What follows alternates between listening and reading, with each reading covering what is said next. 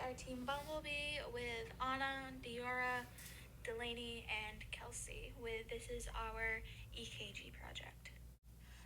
Our assignment for this project was to create an EKG that utilizes a MyDAC to produce data.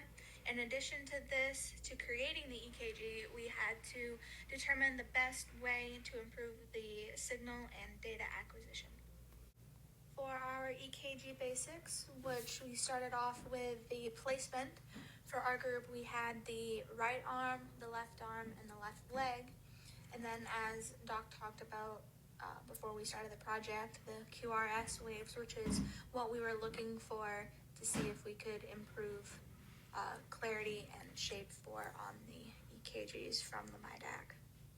So when we were recording our data, we used 5 different scenarios. We used 4 different creams or gels to compare the different ingredients and see which electrolytes would work better. And then we also took a sample without any gels, and so these are our different graphs that we collected for the different conductors. So here we have a picture of our leads plugged into the MyDAC. Our EKG leads were wired into the ground, negative, and positive slots in the MyDAC, and they consisted of pennies soldered to wires, and they were taped to the body using medical tape.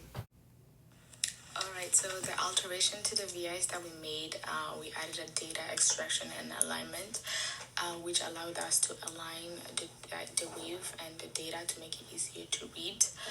The sub-VI and average, it helped us compile the data from the two VI to be able to take average of the two.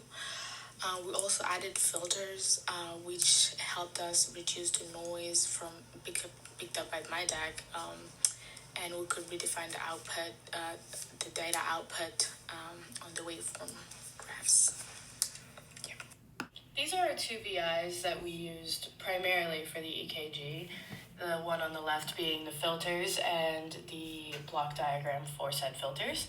And then the one on the right being our sub-VI, our data extraction and alignment, and our average contraption, in which we found all of the data that was required of us.